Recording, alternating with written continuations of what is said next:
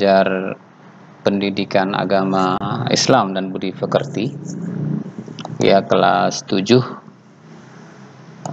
Sekarang kita sudah masuk pada bab kedua, ya. Kita masuk pada bab kedua,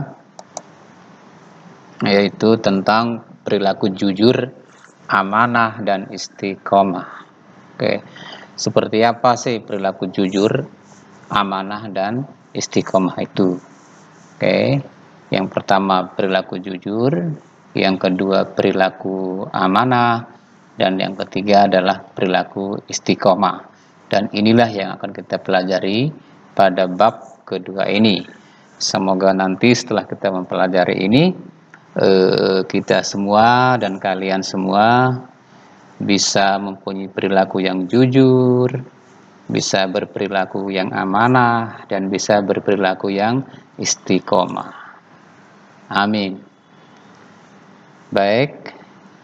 Nah, lalu apa yang dimaksud dengan perilaku jujur itu? Seperti apa sih orang yang berperilaku jujur? Perhatikan ini, makna jujur itu apa? Makna jujur itu adalah jujur berarti lurus hati, tidak berbohong, tidak curang, dan ikhlas. Itulah yang disebut dengan jujur. Jadi jujur itu maknanya adalah lurus hati, tidak berbohong, tidak curang, dan ikhlas. Nah, kemudian jujur dapat pula diartikan sebagai kesesuaian antara isi hati, ucapan, dan perbuatan. Seseorang yang memiliki perilaku jujur hanya akan mengucapkan kebenaran yang sesungguhnya terjadi. Oke, nah jadi itulah makna dari jujur. Berikutnya adalah dalil perilaku jujur itu ada tidak. Oke, nah ternyata dalil perilaku jujur itu adalah wala talbisul haqqa bil batili wala taqtumul haqqa wa antum ta'lamun. Jadi Pak Guru ulangi, wala talbisul haqqa bil batili wa taqtumul haqqa wa antum ta'lamun. Jadi itu adalah dalil perilaku jujur. Artinya adalah, dan janganlah kamu campur adukan kebenaran dengan kebatilan, dan janganlah kamu sembunyikan kebenaran sedangkan kamu mengetahuinya. Jadi itu arti dari ayat di atas. Baik, berikutnya penerapan perilaku jujur dalam keseharian. Seperti apa penerapan perilaku jujur dalam keseharian kita? Nah, jadi penerapan perilaku jujur dalam keseharian bisa kita lihat dari yang pertama, A, meyakini kebenaran sebagai kebenaran dan keburukan sebagai keburukan. Kalau benar itu ya benar, kalau buruk itu ya buruk. Yang kedua, mengerjakan soal ujian dengan kemampuan sendiri, jadi tidak kamu nyontek. Oke. Yang C, menasihati teman yang melakukan keburukan. D, bercerita sesuai kejadian yang dialami.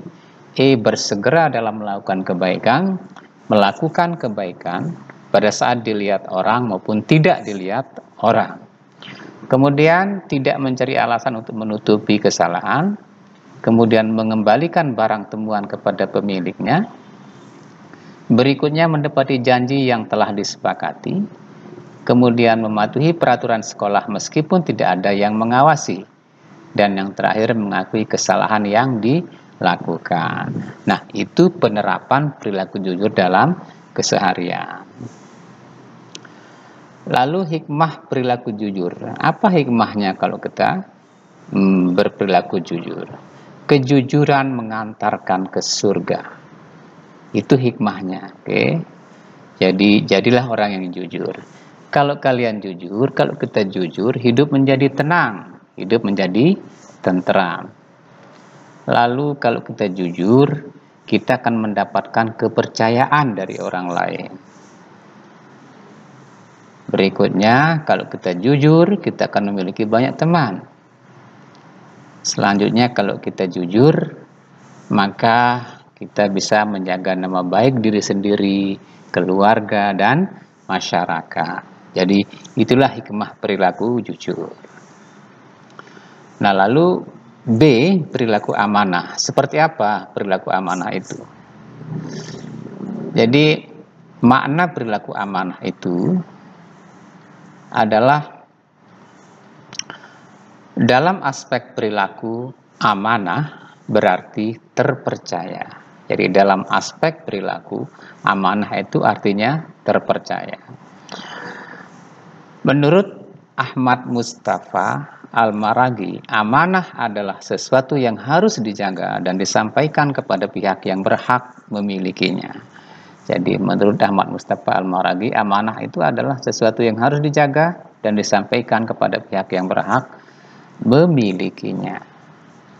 Baik, kemudian dalil perilaku amanah itu seperti apa? Nah, ini dalilnya anak-anak semuanya, silakan diperhatikan. Bismillahirrahmanirrahim.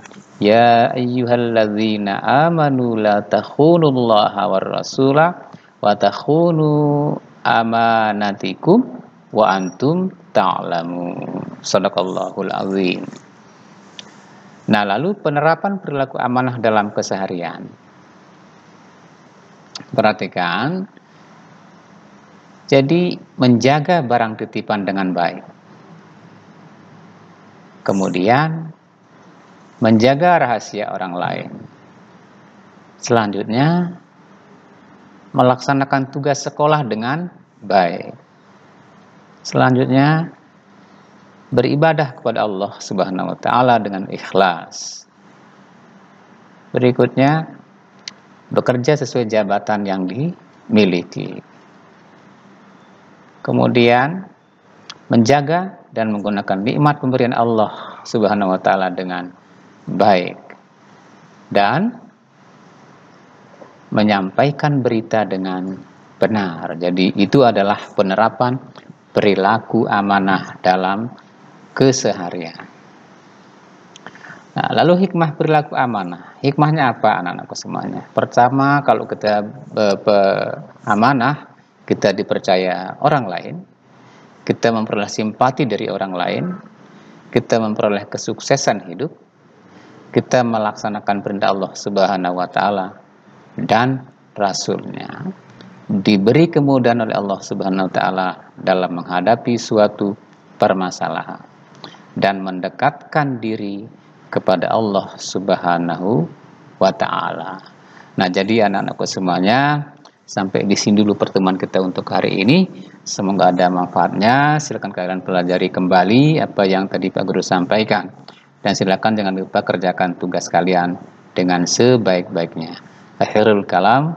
Wassalamualaikum warahmatullahi wabarakatuh.